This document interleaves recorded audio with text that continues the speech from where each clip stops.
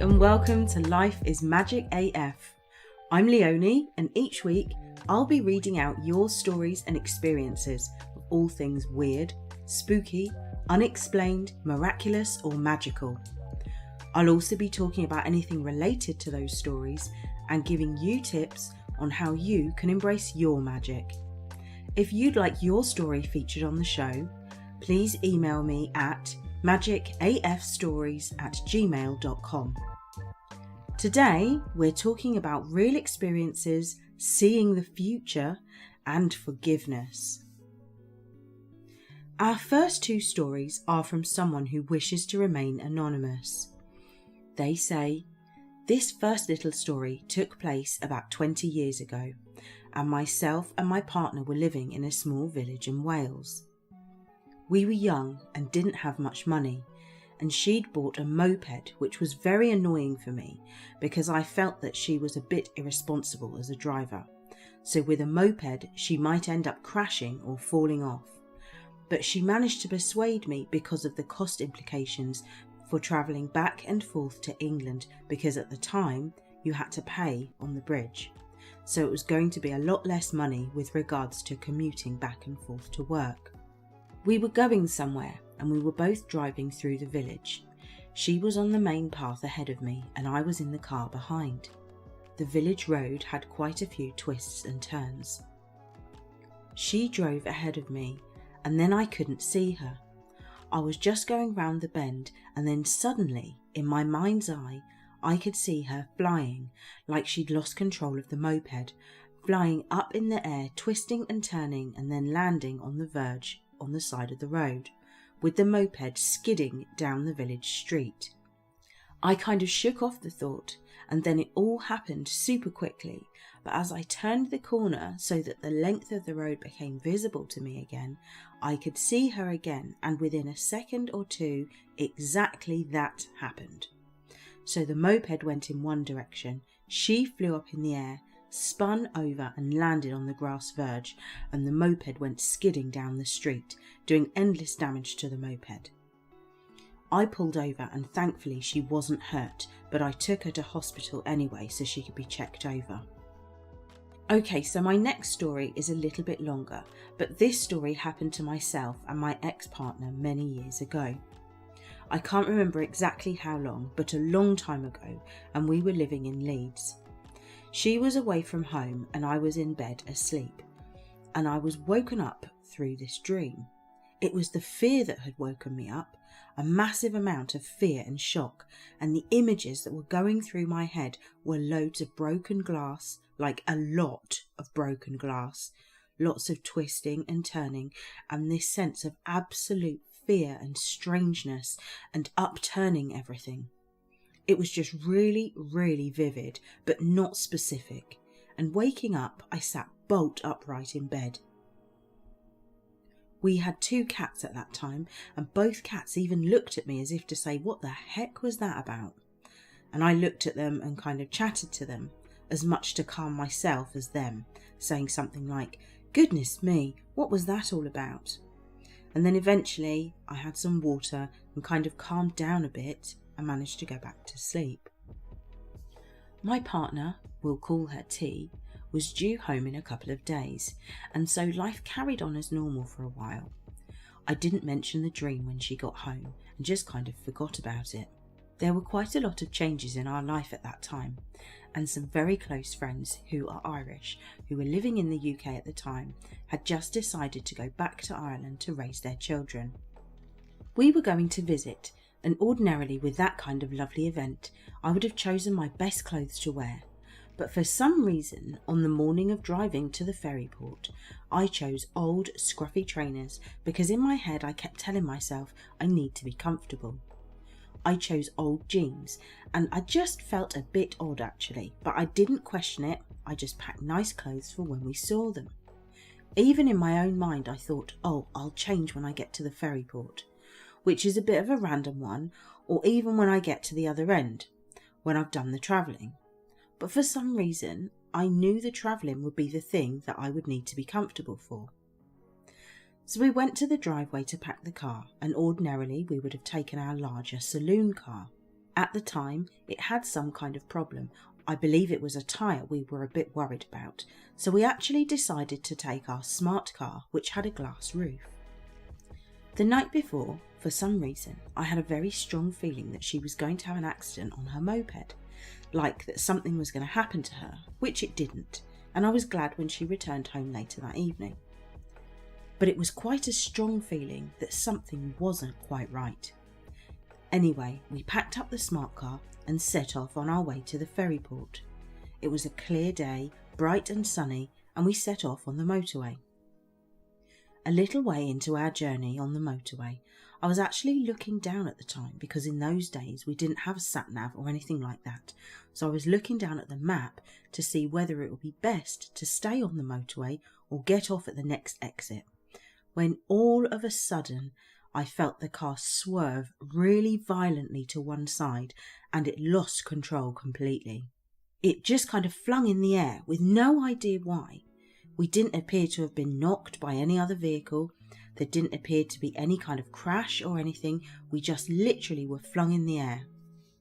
No one else was involved, and then the car very dramatically rolled down the bank with me turning and turning and turning, kind of like the feeling I'd had in that dream. The car landed down on a bank in a tree. Everything was thrown everywhere too. And because I was in a downward position and had instinctively curled up in a ball, I think that protected me to some extent. We both had our seatbelts on, but for T, because she was driving, she reached up and with the forces her arm actually went through the glass roof. So this is what I'd seen in the dream, all the glass shattering. It caused huge damage to her arm and she was left with life-changing injuries. She needed emergency treatment really quickly. And one of the other strange things was that the week before, I had done my first aid certificate. So even though it was a huge shock, I was in position to know exactly what to do to help stop the bleeding and to calm her down. There were spinal injuries as well, and with the help of a lorry driver who stopped to help us, we managed to free T from the car. It really was a weird series of events, and of course, because of what happened earlier with regard to my instinct to put on old trainers and old jeans, etc., I was able to scramble out of the car and help T to get out of the car, stop the bleeding of her arm a little bit, and wait for the air ambulance to arrive. Because it was such a serious accident, a normal ambulance wouldn't have been quick enough to get to the hospital. I followed behind shortly after in a standard ambulance. T spent quite some time in the hospital and did make a full recovery, although, as I said, there were some life-changing injuries, but other than that, she came home fine. Weirdly, we didn't really discuss it much afterwards, and I don't think she wanted to think about it too much in terms of the weirder aspects of what happened. This was such a sign for me from Spirit though, and certainly it was one of the defining moments where I really sat up and thought, there's definitely more to this life than meets the eye. Wow, that is incredible. The dreams telling you about the moped accident, and then in the second part of the story, the strong feeling to wear the old clothes and just knowing that something was going to happen. We talked in a previous episode, I think, about trusting your intuition. And if you haven't listened to that episode yet, you can check it out if you want to. But more than that, it's being forewarned that something would happen. Just absolutely incredible. I love it. So our next story is from Hannah. She says, some years ago when I was a kid, maybe 8 or 9, I was sitting outside reading. I was on the ground with my back against the lamppost that stood in our front garden, just past the pavement. I kept getting this weird vibe that I needed to move. It was eerie. It almost felt like I was being physically pushed to move. I got up and went and sat on the back of my mum's car, which was on the driveway and facing the lamppost, maybe about 20 feet away from where I'd been sitting. Not even 5 minutes later, I heard squealing tyres and looked up in time to see a large 4x4 jump the pavement, flip and smash into the lamppost. I sat frozen as my mum and dad ran outside to see what had happened. Those tyres would have taken my head off my shoulders if I'd not moved. The 4x4 was fine though, and in fact the men were able to get it back on all four wheels and left before the police even arrived. Oh my god, like, if you hadn't have moved, oh my goodness, like, oh, I love stories like this.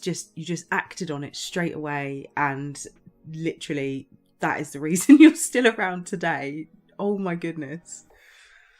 So another story sent in by Sue says, my dad passed away from a heart attack 8 years ago next month. A week before his heart attack, I was sat in his living room watching him play with my 1-year-old. Suddenly, I heard a voice say, he's going to die. I knew straight away that they were talking about my dad. I never said anything to him. How would you even begin to tell someone something like that?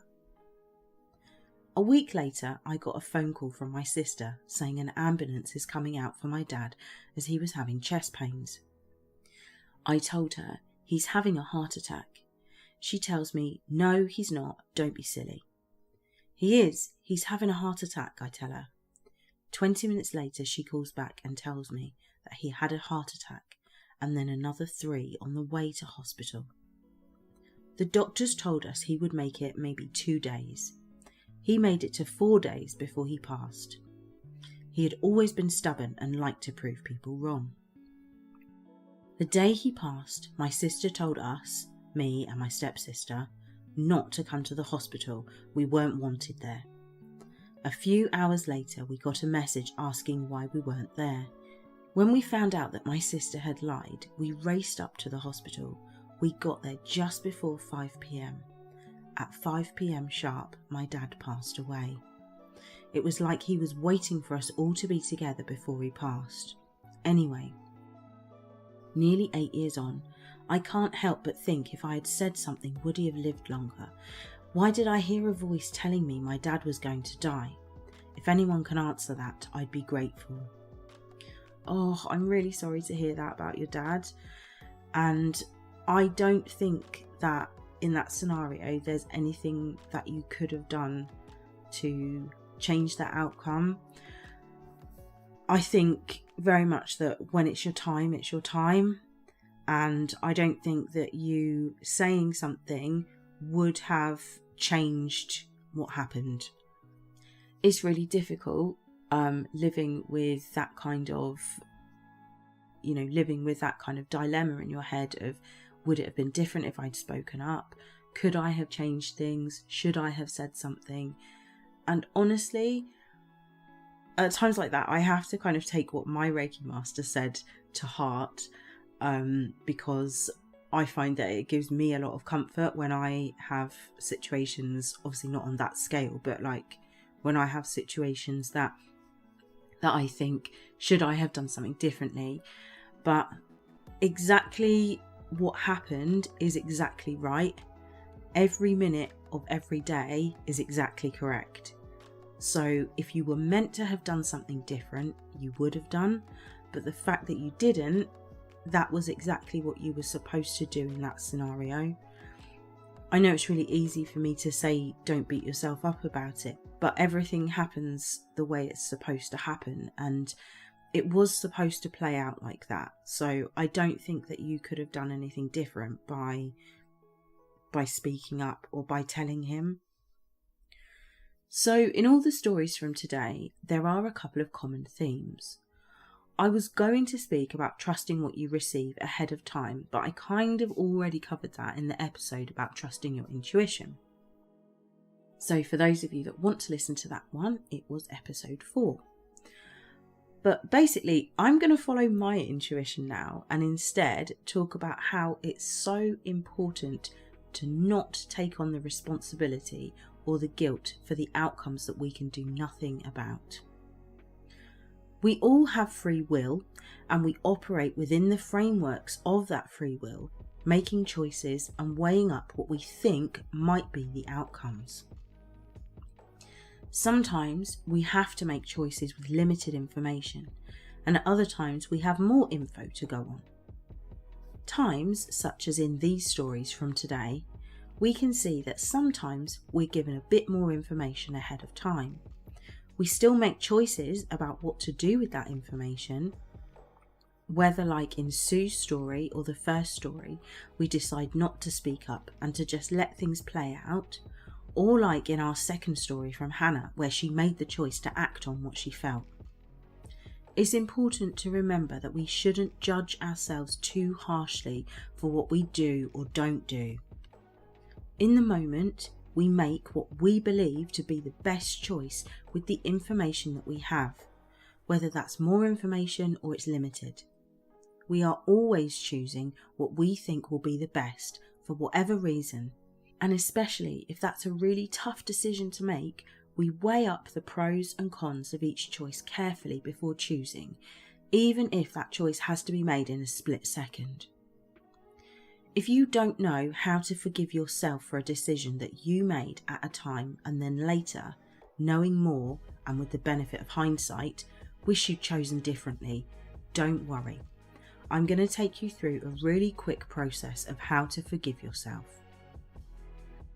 This can be for big things or small things, and you can repeat this again and again until you really feel it for yourself. The first step is to acknowledge that you want to forgive yourself, because you understand that you literally made the best choice that you could make at that time. Maybe you were worried about the outcome, or maybe you believed that to speak up might cause more harm than good, or maybe you spoke up but upon reflection wish you'd kept quiet. Whatever the case, you can put it down now. You cannot change what happened, and you have to know that things played out the way they did for a reason. You made the most loving choice that you could make at that time. You acted out of compassion or love or protection or whatever was your motivation, but you did the best job you could do at the time with what you had. Now take a deep breath. Next, you can say thank you to yourself or to the situation as a whole, because whether the outcome was what you wanted or not, you learned something. Even if what you learned is that next time you're in a similar situation, you'll make a different choice, or maybe you won't, maybe you'll make the same choice and that's okay. You now have an idea of how things may well play out, but you still learned. Even if the only thing to be thankful for is that the situation is over, that's still something to be grateful for. Now, take another deep breath and smile. And finally, you can release the situation with love. Everything is exactly as it's meant to be. If things were meant to be different, then they would be. Again, we have free will and can choose, and that's exactly how it's meant to be. If you want to make a different choice next time, you can. Or even if you never get the exact chance again, but someone close to you is going through the same thing at some point in the future, you'll be in a really good place to be able to help them, and then also remembering they have free choice as well. You are not responsible for other people, and they are not responsible for you. If you can't change what's going on around you, you can change what's going on inside. It sounds cliche, but it's actually true. You can't change how things played out for your situation, but you can move into acceptance of it so that you no longer feel guilty or ashamed or burdened. It's a huge act of real self-love to be able to look at whatever you've experienced and just be in acceptance of it. That's not to say that if something horrendous or traumatic happened to you, that you should just get over it. But at some point, you will need to move past it so that it doesn't continue to have a hold over you. For some things, that will be easier, and for others, it will be ridiculously hard. But I believe in you.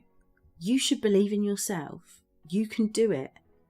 If it feels right, Put your hand on your heart right now and say that I love myself no matter what. And so it is. That's all for today. So thank you for listening. Please join us next time for more shared experiences. If you want to share your story, and I'd love to hear it, please send in your stories to magicafstories@gmail.com. It's all just further proof that this life really is magic AF. Thanks, bye.